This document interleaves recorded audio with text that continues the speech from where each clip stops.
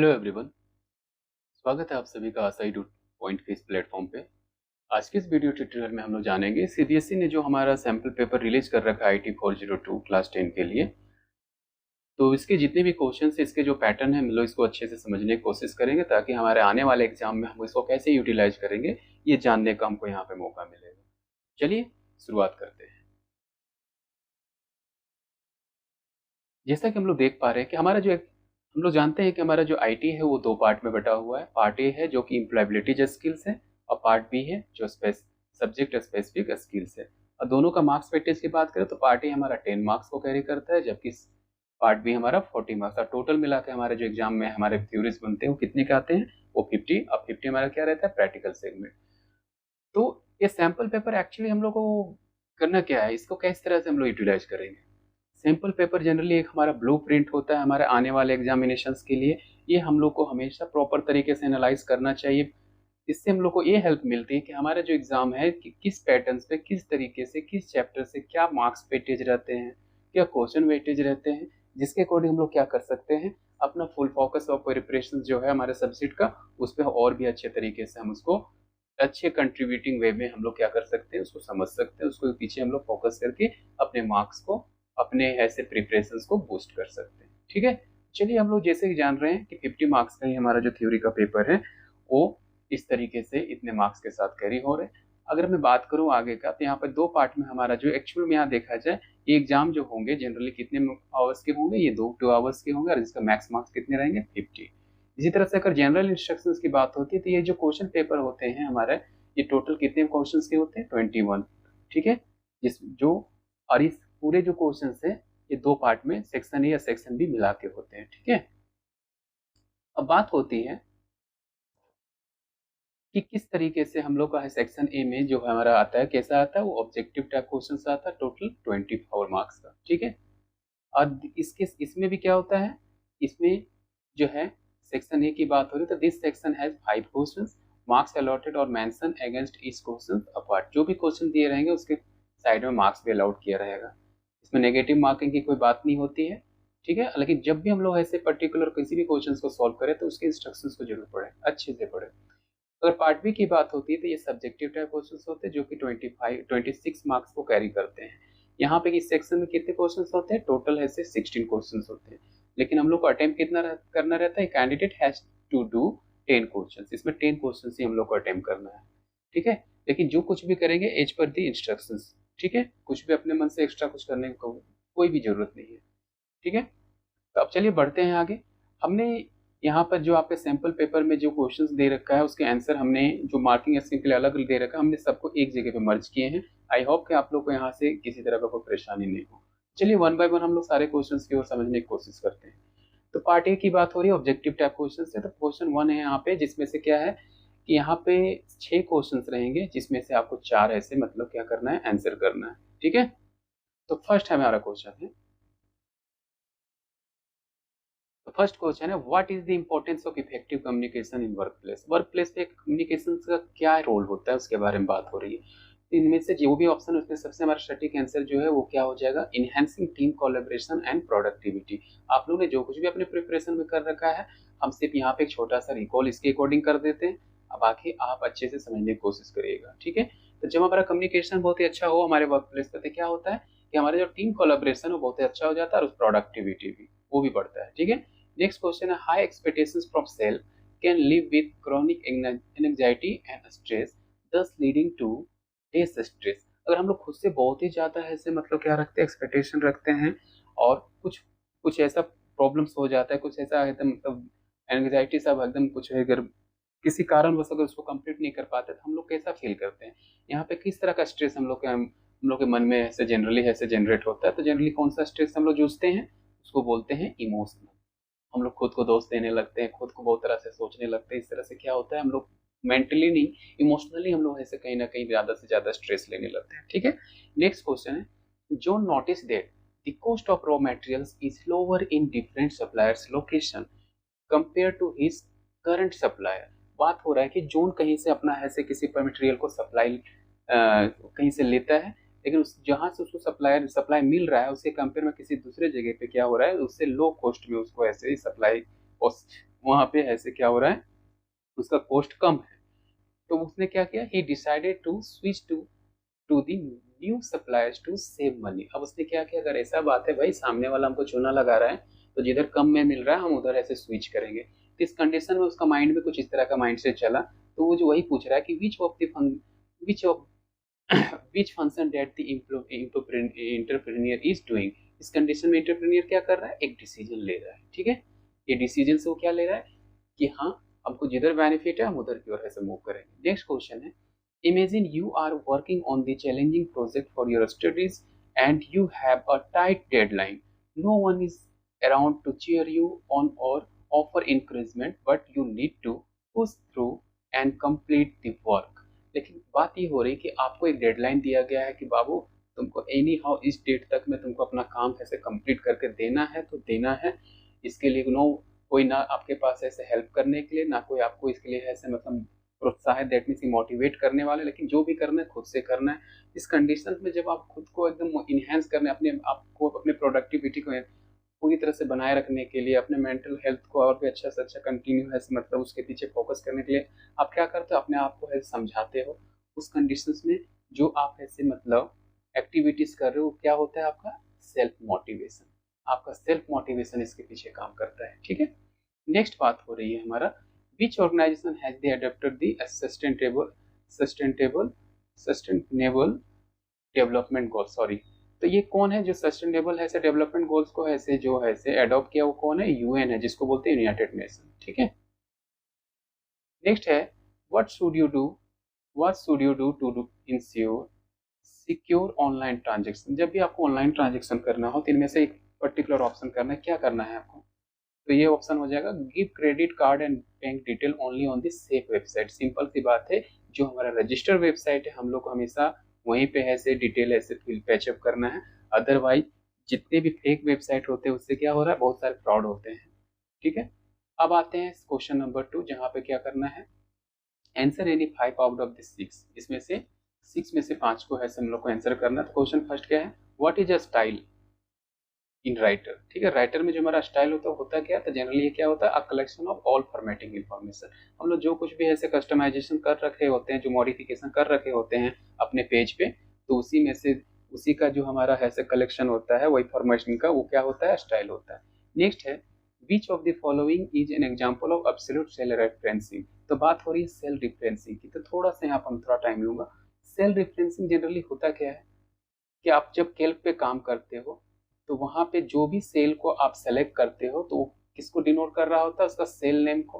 और जहां से जहां तक अगर आप किसी तरह का सिलेक्शन करते हो उस सेल का, तो क्या होता है उसके उसके नेम के साथ ऐसे आप क्या कर रहे थे, उसके रेफरेंस को ले रहे होते हैं। जहाँ पे कॉलम का नंबर, कॉलम का नेम और ऐसे रो का ऐसे नंबर वहां पे आता है। तो सेल रेफरेंस में जनरली हमारा यहाँ 3 कैटेगरी आते हैं। ठीक है, फर्स्ट हमारा क्या है, फर्स्ट है हमारा रिलेटिव। ठीक है, इसमें हैंडराइटिंग पे मत जाना भाई। दूसरा आता है हमारा एब्सोल्यूट। ठीक है, बात हो रही है एब्सोल्यूट, समझना बहुत जरूरी है, यहाँ से क्वेश्चन बनते हैं हमेशा।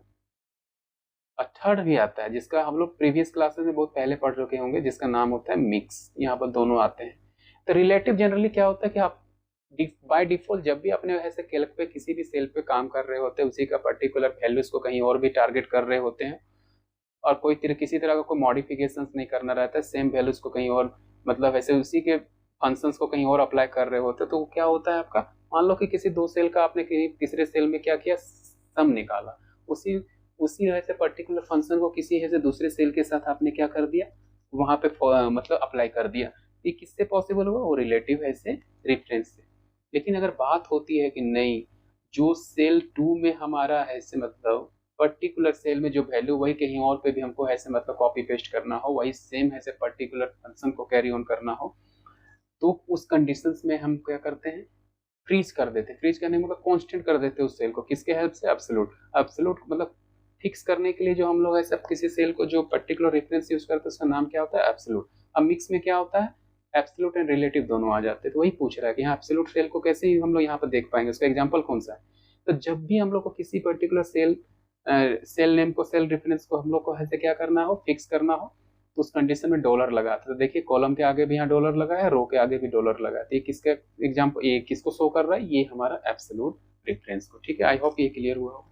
नेक्स्ट क्वेश्चन है हमारा, which of the following tapes is by default active when the table of content entries और bibliography dialog box is open। जब ये सब सारा डायलॉग बॉक्स हमारा ओपन रहता है तो वहाँ पे कौन सा है, मतलब टेप्स हमारा यूज होता है जनरली, वो होता है स्टाइल्स का, सॉरी टाइप का, ये हमारा डिफॉल्ट रहता है।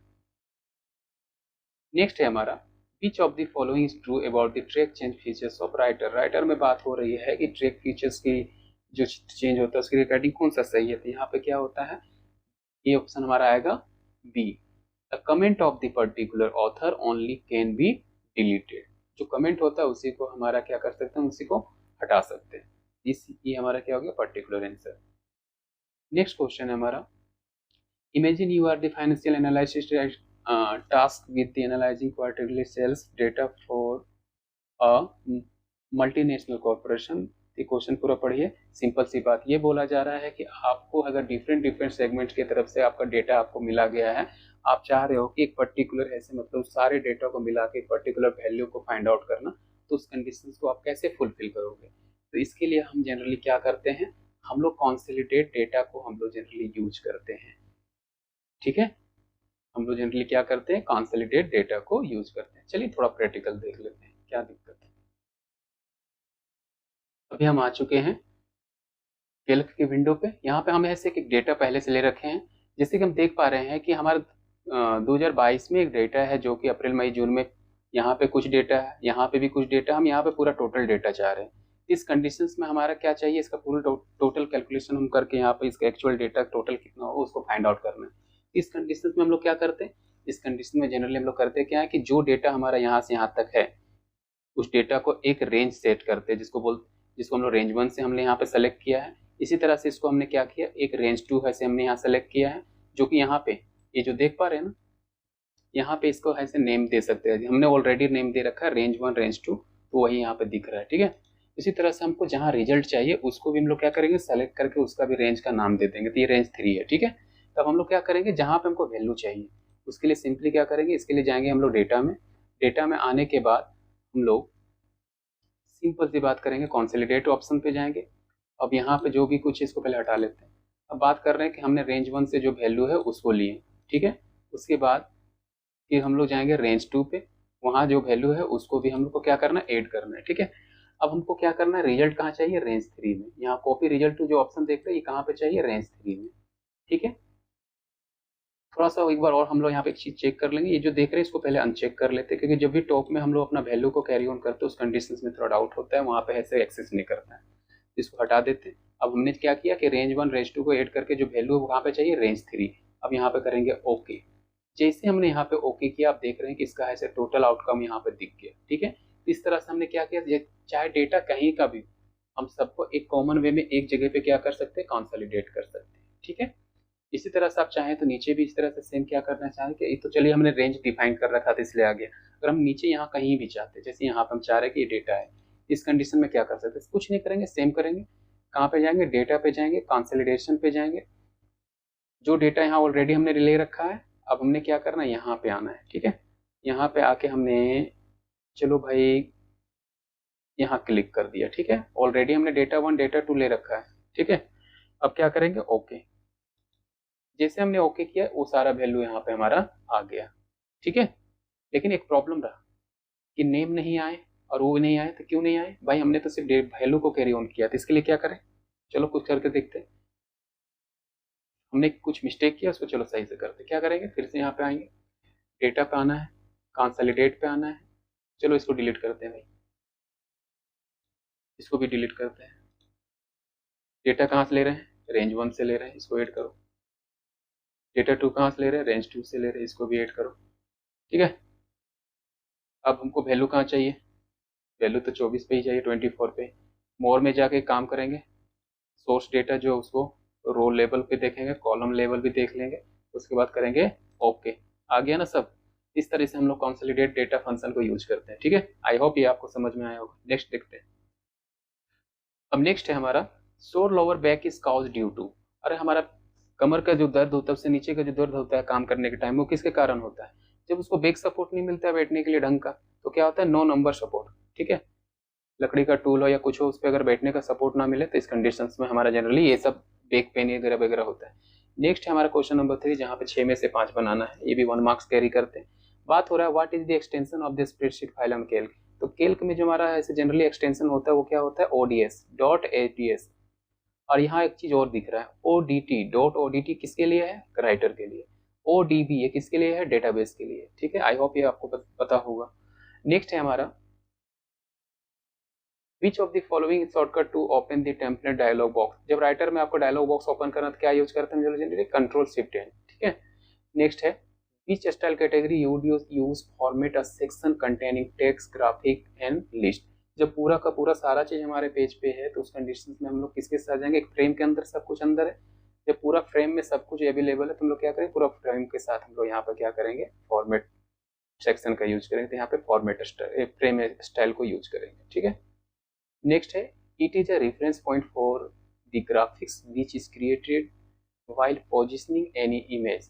This point could be the base frame where the object is either a paragraph or even a character in a word processor. बात हो रहा है कि किसी भी पर्टिकुलर ऐसे इमेज हो या करेक्टर हो, उसको अगर हम रीपोजिशनिंग कर रहे हैं, कहीं भी पोजिशनिंग कर रहे हैं, तो पोजिशनिंग करने के लिए हमारा जनरली कौन हेल्प करता है। तो भाई देखते होंगे कि जब भी कोई इमेज हो उसके टॉप लेफ्ट कॉर्नर पे एक एंकर बना रहता है, उसको जिधर ड्रैग करोगे उधर ही वो इमेज क्या होता है, ड्रैग करता है। तो वो पोजिशनिंग करने के लिए क्या हमको चाहिए, एंकरिंग। ठीक है, अब नेक्स्ट हो रहा है which of the following N invalid macro name.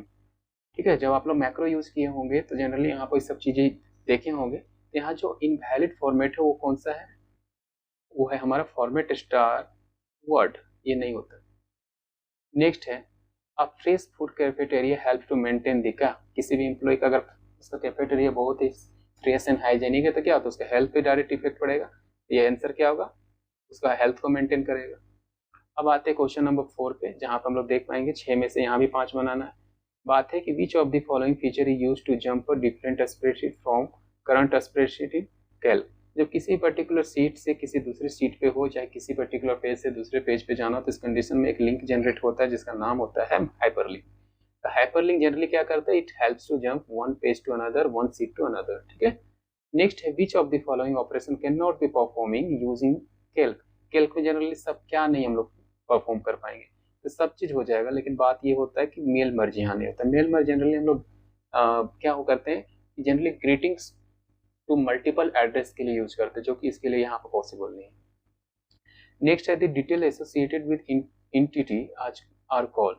जब कोई डिटेल्स हम लोग देखते हैं किसी एंटिटीज में, किसी टेबल्स में, किसके हेल्प से होता है, उसको हम लोग क्या बोलते हैं, उसको एट्रीब्यूट्स बोलते हैं। ठीक है, तो आप लोग पढ़े होंगे डेटाबेस में आपने एट्रीब्यूट, ट्यूपल्स, ये सब वहां पर आपको देखने को मिले होंगे।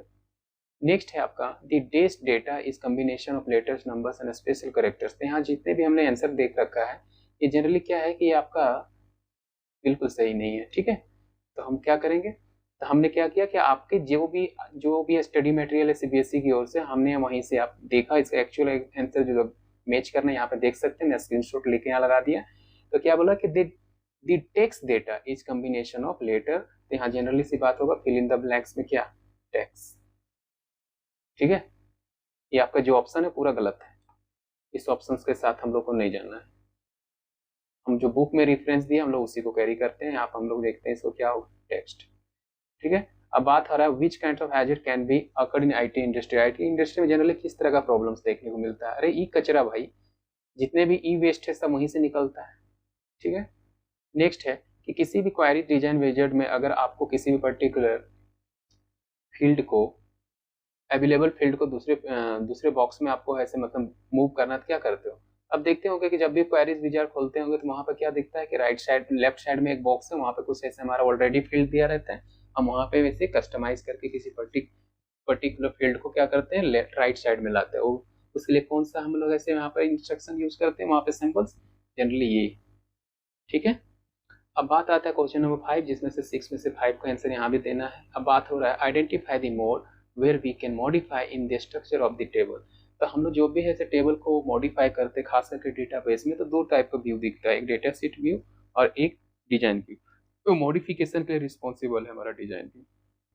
ठीक है, अब बात है what is the primary purpose to queries, queries का मेन पर्पस ही होता है कोई भी स्पेसिफिक डेटा को फाइंड आउट करना, to retrieve the specific data. ठीक है। नेक्स्ट है which of the following not true about the forms. तो फॉर्म्स के लिए जो ट्रू नहीं है भाई वो है कि it can accept only fix number of record, ऐसा कुछ नहीं है। ठीक है। For an organisation the proper securities procedure will be reduce. अगर किसी भी ऑर्गेनाइजेशन की बात हो रही प्रॉपर सिक्योरिटीज प्रोसीजर्स जो है वो क्या करता है, क्या रिड्यूस करता है, उसकी लाइबिलिटीज जो है इसे रिड्यूस करता है।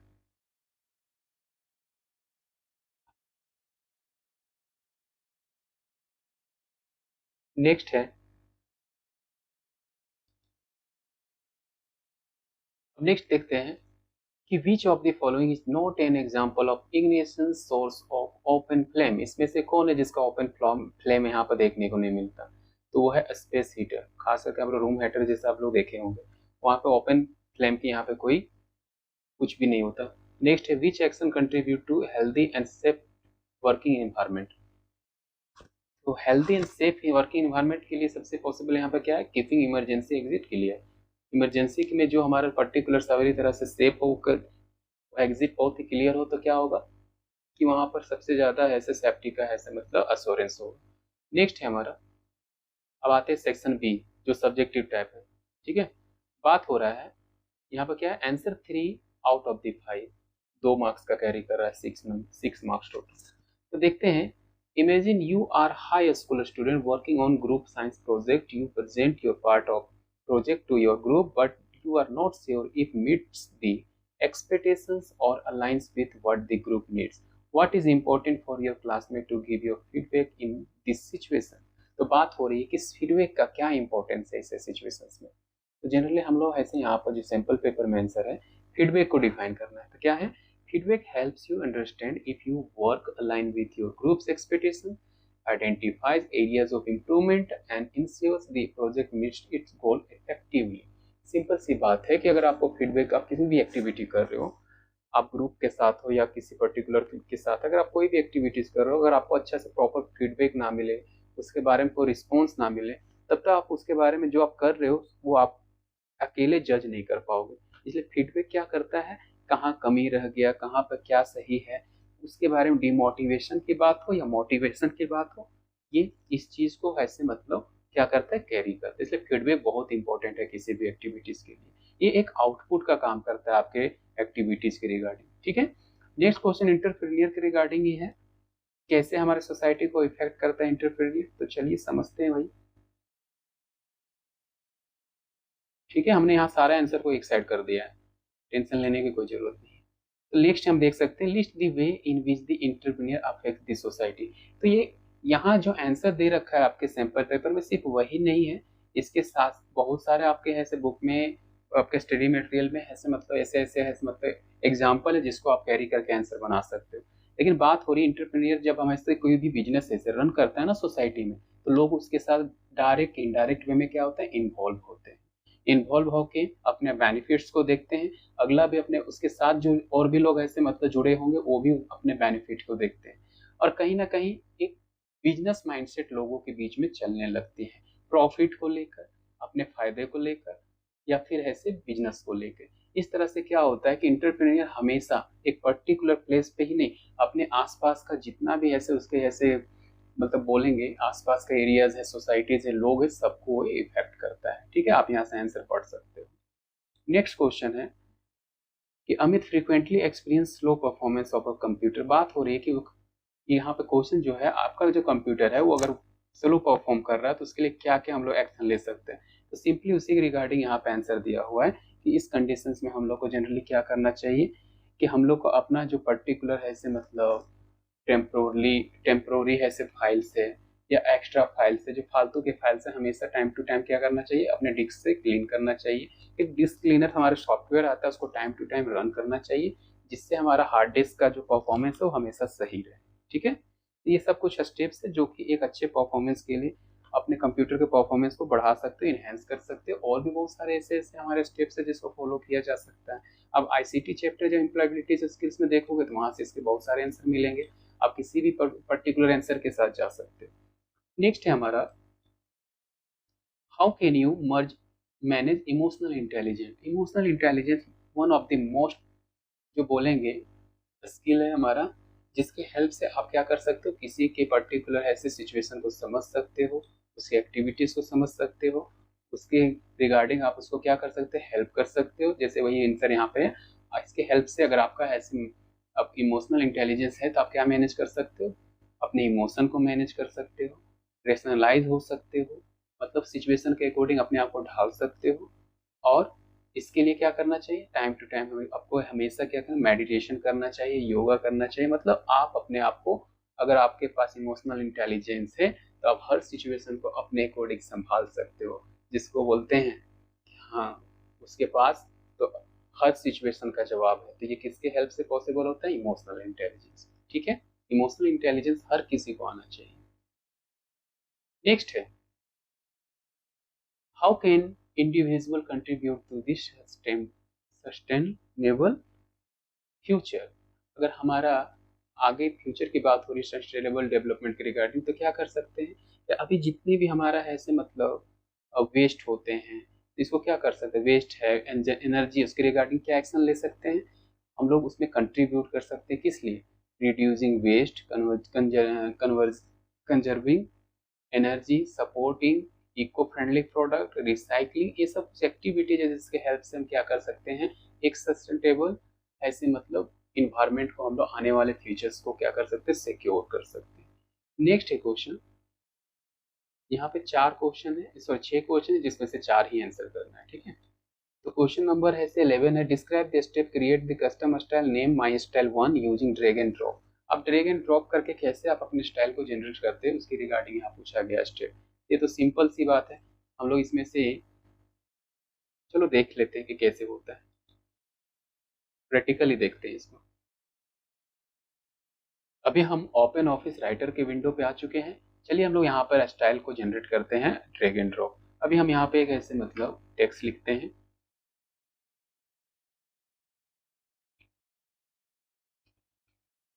आशा इडू टेक। ठीक है, अभी आप देख सकते हो कि जो हमने टेक्स्ट लिखा है इसका जो हमारा फॉन्ट साइज है वो 12 है, और यहाँ स्टाइल जो इसका है टाइम्स न्यू रोमन। ठीक है, अब हम इसको क्या करते हैं, मॉडिफाई करते हैं। ठीक है भाई, अब हमने यहाँ पे इसको 14 ले लिया, पहले सॉरी सेलेक्ट कर लेंगे ना, इसको सेलेक्ट करके इसका हमने फॉन्ट साइज इंक्रीज करना है।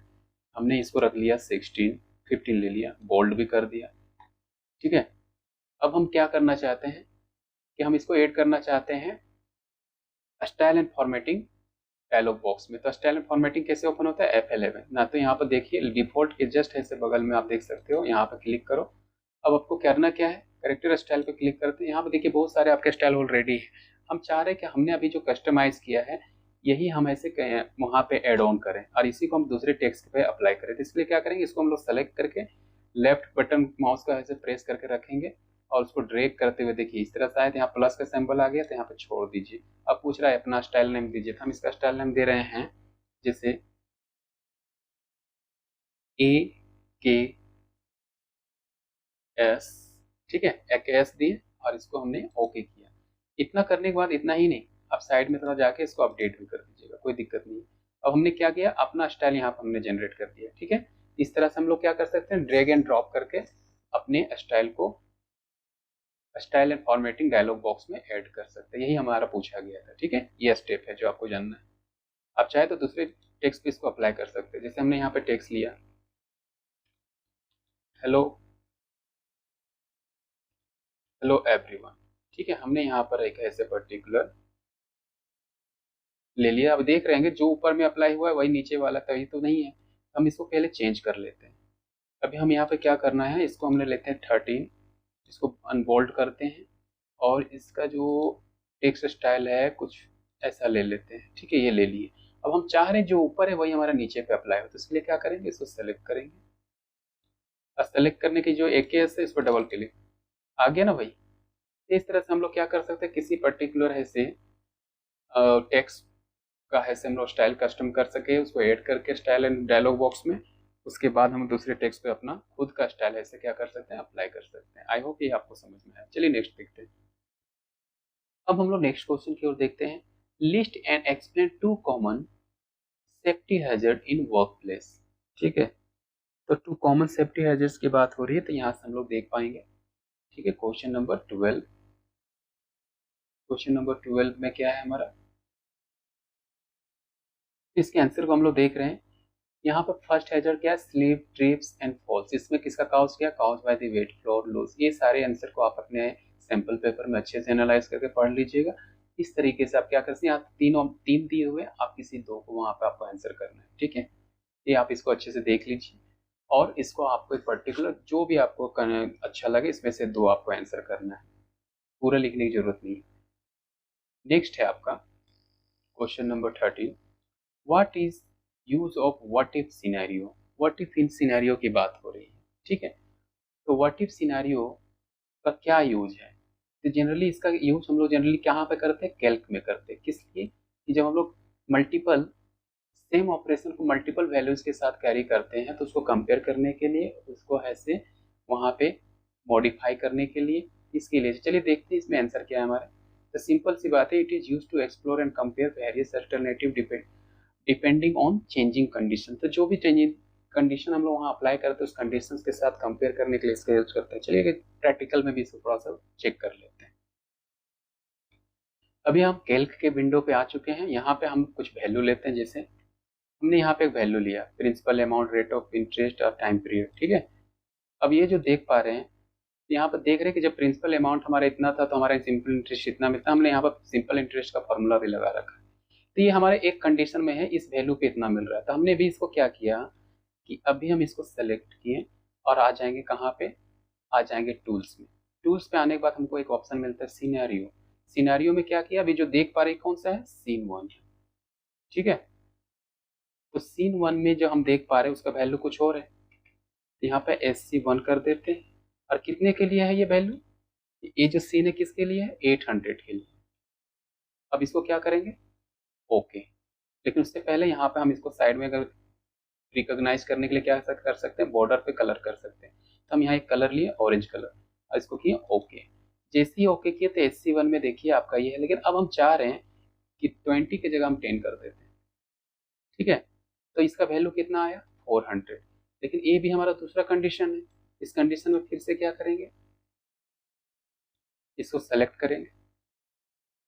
सेलेक्ट करने के बाद फिर से टूल्स पे आएंगे, फिर से सिनेरियो पे आएंगे। अभी क्या है, सीन 2। ठीक है, अरे कितने के लिए भाई, ये हमारा 400 के लिए है। ठीक है, इसको करेंगे ओके। जैसे ओके किए तो देख रहे हैं कि भी हमने कलर नहीं लिया, डिफॉल्ट कलर यहाँ ब्लैक आया। तो ये सीन 2 है। सीन 1 पे जाएंगे तो हमको ये मिलेगा, सीन 2 पे जाएंगे तो हमको ये मिलेगा। ठीक ना, तो दोनों में सेम वैल्यू हो गया। अच्छा चलिए तीसरा वैल्यू लेते हैं। यहाँ पे हम इसको रखते हैं 8000, तो ये कितना आ जाएगा, 320। अब हमको फिर से इसको सेलेक्ट करना होगा, फिर से आएंगे टूल्स पे, फिर से इसको ये करेंगे। अब लेकिन ये सीन 3 रखते हैं। अब ध्यान रहे कुछ गड़बड़ ना करें। अब यहाँ पर रखते हैं 320। ठीक है, लेकिन आप बॉर्डर कलर देंगे, यहाँ से ले लेते हैं, चलो रेड ले लिए, करते हैं ओके। तो अब हम देखते हैं सीन 3 दिख रहा है।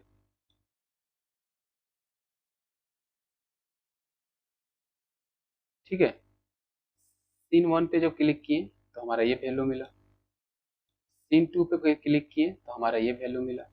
ठीक है, तो वही चीज है। इस तरीके से हम लोग क्या करते हैं, व्हाट इफ सिनेरियो को यूज करके हम लोग कंपेयर करते हैं डिफरेंट डिफरेंट वैल्यू को। That's all.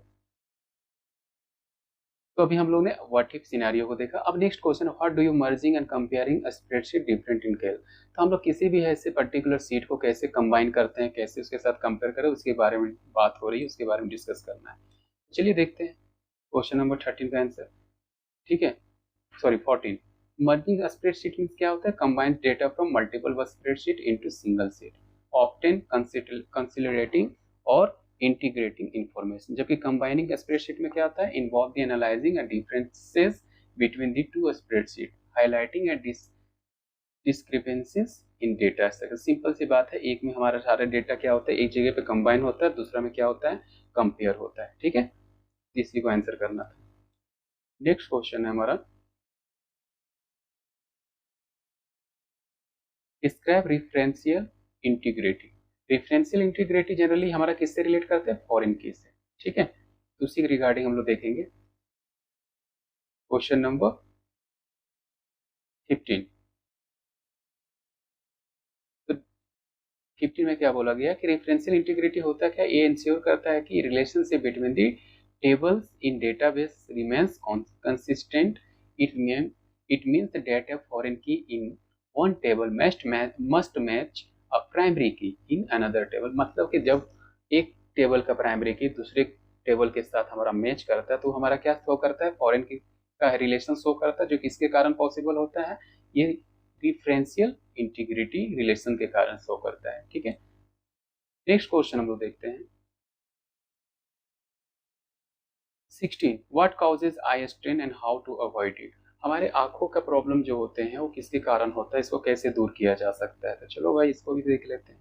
क्वेश्चन नंबर 16 आपकी सैंपल पेपर में जो आंसर है आप उसको अच्छे से कैरी कर सकते हैं, उसको समझ सकते हैं, उसको भी आप नोट डाउन कर सकते हैं या तो खुद का आप स्टडी मटेरियल से आंसर आउट कर सकते हो। तो जैसे क्या है, पोटेंशियल कॉज क्या है, glares from overhead lights or windows eye glasses not correct need vision check। ये होता जनरली क्या है कि सिंपल सा दिमाग में मेरे तरफ से इतना ही रखो कि जब प्रॉपर लाइटनिंग प्लेस नहीं होता है वहां पे आप अगर आप काम कर रहे होते तो कंडीशंस में क्या होते हैं कि आपके ऐसे आपको पे इस तरह का प्रॉब्लम देखने को मिलता है। लेकिन इसको दूर कैसे किया जा सकता है, एक प्रॉपर लाइट वाले प्लेस पे आप अगर हो, आप अपने कंप्यूटर पे हो अच्छे से, जहाँ पर ना जहाँ पे आपका लाइट जो है डायरेक्टली आपके पीछे से और आपके फ्रंट पे ना आए, तो उस कंडीशंस में क्या होता है कि आप एकदम पूरी तरह से रिलेटिवली आप वहाँ पे कंफर्ट हो। लेकिन वही लाइट जब आपके डायरेक्ट फ्रंट से पूरा आपके आंख पे पड़ रहा हो, पीछे से डायरेक्ट पड़ रहा हो, तो उस कंडीशंस में क्या होता है, वो दूसरे कंडीशंस के कारण क्या होता है, डायरेक्ट आपके आंखों पे फोकस होता है, जिसके कारण आपके आई जो है कंप्यूटर स्क्रीन को पूरी तरह से एडजस्ट नहीं कर पाता है और उससे क्या होता है, आपके आई स्ट्रेन से होना स्टार्ट हो जाता है। तो इस तरह का कुछ ऐसे प्रोसीजर्स है, और भी कुछ है जो कि आप देख सकोगे आपके स्टडी मटेरियल में, नहीं तो आप सैंपल पेपर के आंसर को कैरी कर सकते हो। नेक्स्ट है आपका क्वेश्चन नंबर 17, जो कि क्या है, 5 है। 5 में से आपका 3 क्वेश्चन यहाँ पे सेक्शंस में देने हैं, जिसमें से 17 नंबर क्या बोल रहा है, imagine you are preparing a series of a school report that need to include your school logos, a picture of your project, and a standard footer with your name and class. Instead of adding and formatting these elements individually in each report, you use LibreOffice Writer template to simplify this process. Simple सी बात है कि बना बनाया format चाहिए। तो अगर आपको सेम फॉर्मेट को मल्टीपल डॉक्यूमेंट पे अगर आपको अप्लाई करना तो उसके लिए क्या करना होता है, तो ये प्रोसीजर ही हमारा कहलाता है टेम्पलेटिंग। तो how can we apply template from the available template list. अगर हम पहले से बना बनाया टेम्पलेट को किसी दूसरे डॉक्यूमेंट पर, करंट डॉक्यूमेंट पर अप्लाई करना चाहते हैं तो उसका प्रोसेस क्या है, तो आप यहाँ पर देख सकेंगे। लेकिन उसके साथ एक क्वेश्चन और है, when is exporting of templates useful. और एक्सपोर्टिंग ऑफ टेम्पलेट कब यूजफुल है, चलिए ना भैया इसके लिए बात कर लेते हैं अच्छे से। तो इसके स्टेप्स क्या है, आपको फाइल में ये जो देख पा रहे हैं ये आपके ऐसे पर्टिकुलर स्टेप है, पहले से जो आपके ऐसे मतलब टेम्पलेट है, बना बनाया टेम्पलेट है, उसको अप्लाई करने के लिए, ठीक है। इस स्टेप को फॉलो करके आप क्या कर सकते हैं, पहले से जो भी प्री डिफाइंड फॉर्मेट है आपके टेम्पलेट का उसको अप्लाई कर सकते हो। लेकिन इसके एक्सपोर्ट करने से क्या फायदा है, इससे एक्सपोर्ट करने से आपका क्या फायदा है, जो आपका टेम्पलेट है आप उसको शेयर कर सकते हो, ठीक है। वही बात हो रहा है कि एक्सपोर्ट करने से क्या फायदा है, तो आपका जो टेम्पलेट है आप उसको शेयर कर सकते हो, उसका बैकअप ले सकते हो, आप उसको ट्रांसफर कर सकते हो डिफरेंट कंप्यूटर्स और डिफरेंट पर्टिकुलर एप्लीकेशंस पे, ठीक है। तो ये सब कुछ चीजें जो आपको माइंडसेट रखना है, दोनों क्वेश्चंस के लिए दो दो मार्क्स आपको कैरी करें किया जाएगा, ठीक है। इसलिए अच्छे से आंसर पे फोकस करना है। नेक्स्ट क्वेश्चन है आपका 18, ठीक है। Imagine you are the student of organizing fund raising events for your school. यहाँ बात हो रही है कि आपने जो फंड राइजिंग करना है किसी पर्टिकुलर इवेंट के लिए, उस कंडीशंस में क्या हो रहा है कि आपको डिफरेंट स्पॉन्सर्स के थ्रू से आपको ऐसे कंट्रीब्यूशंस मिल रहे हैं। लेकिन आप क्या चाह रहे हो कि जो भी दे रहे हैं उसका ग्रुप वाइज, डेट वाइज या कैसे भी करके आपको एक टोटल ऐसे अमाउंट ऐसे कैटेगरीज वाइज आपको ऐसे शो ऑफ करना है। इस कंडीशंस में आप क्या करते हो, which tool in Calc can you use to create the group automatically. इसके लिए कौन सा टूल का यूज करेंगे, हम लोग सब टोटल का यूज करेंगे।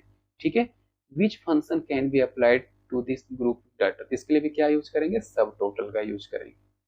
Which menu option data use to apply tool, तो हम लोग जनरली सब टोटल यूज करने के लिए कहाँ पे जाते हैं, डेटा में जाते हैं, डेटा मेन्यू। अब बात हो रहा है what is the purpose of negative और पॉजिटिव साइन। ठीक है, तो ये जब हम लोग ग्रुप करेंगे ना डेटा को, तो वहां पे आप देखोगे कि जहाँ पे आपका ऐसे मतलब रो वाइज नंबर रहते हैं, उसके जस्ट लेफ्ट साइड में आपका पॉजिटिव और नेगेटिव ऐसे आपको देखने को मिलेगा। पॉजिटिव से क्या होता है, आपका डेटा एक्सपेंड करता है जब उस पर क्लिक करते हो तो, और नेगेटिव से क्या करता है, कोलैप्स करता है।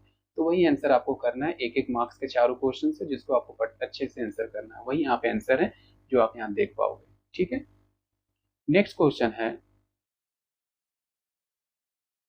19, what are the data models, explain different types of data model. Data model है क्या। ठीक है, तो जनरली क्या होता है, ये database can be design in different way depending of the data being store. ये जो आंसर आप देख पा रहे हो आपके सैंपल पेपर में, सेम आंसर बहुत ही अच्छे तरीके से ये भी ऐसे मतलब ब्रीफ किया गया है, लेकिन टाइप्स ऑफ जो डेटा ये भी बेस्ड है, आप इसको अच्छे से समझ लीजिए। एक हायरार्चिकल है, एक हायरार्चिकल मॉडल जो है उसको देखेंगे। इसमें क्या होता है कि जब भी हायरार्ची की बात हो रही है तो यहाँ पर जो भी डेटा रहता है वो ऑर्गेनाइज रहता है कैसे में, ट्री लाइक स्ट्रक्चर में। और जो नेटवर्क डेटा मॉडल रहता है वो किसमें हमारा रहता है, वो रहता है किस तरह से, जो जितने भी रिकॉर्ड रहते हैं सब लिंक रहता है सेम मास्टर फाइल से। ठीक है, लेकिन जब रिलेशनल की बात हो रही है यहाँ मल्टीपल टेबल्स के जो डेटा रहते हैं एक दूसरे से क्या कर किए रहते हैं, एक दूसरे से पूरी तरह से लिंक रहते हैं। तो वही बात हो रहा है कि data model based on the principle of setting relationship between two or more tables on the same database. ठीक है, इस तरह से हम लोग इसको यूज कर सकते हैं। नेक्स्ट क्वेश्चन है, imagine you are the safety officer of overseeing electrical maintenance work at the manufacturing plant. To spread the awareness among your team, you have to conduct training on safety measure. The list of the electrical rescue technique which you will discuss with them.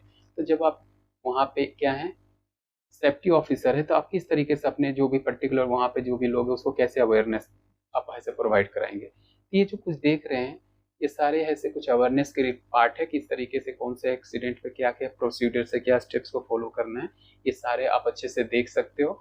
और इसको आप समझ के अच्छे से आप एक अच्छा प्रॉपर आंसर, खुद का आंसर ऐसे आप वहाँ पे मेंशन कर सकते हो। ठीक है, आप इसको अच्छे से अच्छे तरीके से अपने सिंपल पेपर के आंसर को, या फिर आपका जो वेब एप्लीकेशन जो लास्ट में आपके क्वेश्चन यूनिट 4 है, आप वहाँ से सेफ्टी मेजर्स में और भी बहुत अच्छे से इसको देख सकते हो। नेक्स्ट क्वेश्चन है आपका, ये जो देख रहे हैं मोस्ट इम्पोर्टेंट है, ये आपका ऐसे हर एक बट फिक्स है कि ये आपके हर एग्जाम में आते हैं तो आते हैं, और यहाँ से क्वेश्चंस आपके बनना पूरी तरह से डेटाबेस से आपका ये क्वेश्चन टेबल वाला हमेशा आते हैं। तो आप जो देख पा रहे हैं यहाँ पे एक टेबल का डेटा दिया रहेगा, जहाँ से आपको क्या करना है, जो भी आपके यहाँ से इसके रिगार्डिंग क्वेश्चन पूछा गया है उसको प्रॉपर एनालाइज करके यहाँ से आपको आंसर करना है। तो फर्स्ट क्वेश्चन है, टेबल दे दिया गया, you are the task with the designing a new employ database for your company based on your given data table structure. Identify the field that you would be necessary to store key information. तो की information कहाँ पे हमारा होगा, इस employees का। इसके लिए हम लोग यहाँ पे आंसर देखते हैं थोड़ा। ठीक है,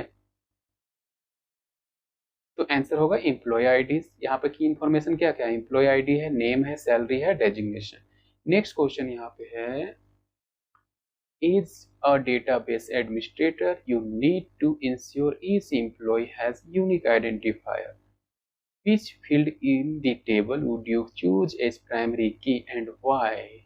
तो यहाँ पे बात हो रहा है प्राइमरी की किस लिए होता है, यूनिकनेस के लिए होता है। तो यहाँ पे कौन सा हो जाएगा, वो होगा एम्प्लॉय आईडी। ठीक है, क्वेश्चन नंबर सी। एक चीज और आप यहाँ पर जो देख रहे हो क्वेश्चन नंबर बी में, वाई का आंसर यहाँ पर नहीं है, लेकिन आप कोशिश करना इसका आंसर आप अपने तरीके से जरूर प्राइमरी की को डिफाइन करने का। ठीक है, नेक्स्ट है, during the review of the employee database you realise there could be another field apart from the primary key that can be uniquely identify a record, identify the field and justify why it could serve as alternate key। ठीक है, तो primary की क्या होता है, unique identifier for each row in the table, जो कि can not be null. ठीक है, इसलिए प्राइमरी की को यहाँ पे ऐसे मतलब औरों के कंपेयर में क्या किया जाता है, यूनिक आइडेंटिफाई किया जाता है, जिसका एग्जांपल भी दिया in employee ID in employees table. Next है you are the integrating the employees table with the another table. ठीक है, बात हो रही है कि आपका टेबल जो किसी और टेबल के साथ ऐसे आप इंटीग्रेट कर रहे हैं। That stores the department details, explain how you would use the primary key from the employee table and foreign key in the department table। तो इसके लिए क्या करना होगा, इसके लिए हम लोग जनरली किसके साथ जाएंगे, यहाँ पे हम लोग यूज करते हैं क्या चीज, सॉरी सी का आंसर यहाँ पे हमने ध्यान नहीं दिया। यहाँ पे देखिए combination of employ ID and name, ये जो आपका क्या है, ये आपके रिगार्ड क्वेश्चन नंबर सी का है। डी में आपका जो आता है एक प्राइमरी की का भी आता है, फॉरेन की का आता है, दोनों का अलग अलग यहाँ पे क्या किया गया है, एग्जाम्पल दिया गया है। इस तरह से आप क्या कर सकते हो, अपने पर्टिकुलर सैंपल पेपर के जितने भी क्वेश्चन है उसको अच्छे से आप प्रैक्टिस करो, इसके रिगार्डिंग जो चैप्टर्स है उसको एक बार अच्छे से रिव्यू करो, और आज जो हम लोग ने डिस्कस किया ये आपके पैटर्न है आपके एग्जाम को, इसी के अकॉर्डिंग आपको प्रिपरेशन करना है। और ज़्यादा से ज़्यादा आपको ये कोशिश करना है कि जो भी चैप्टर का जिस तरह का वेटेज है उसके अकॉर्डिंग आपका अपना प्रिपरेशन को पूरी तरह से अच्छा रखना है। ठीक है, तो आज के लिए बस हम लोग यहीं तक ऐसे इसको यहीं तक समझने की कोशिश की। अगर आपका किसी भी तरह का इसमें से कोई क्वेरीज हो तो आप कमेंट सेक्शन में डाल सकते हैं। चलिए आज के लिए इतना ही, थैंक यू।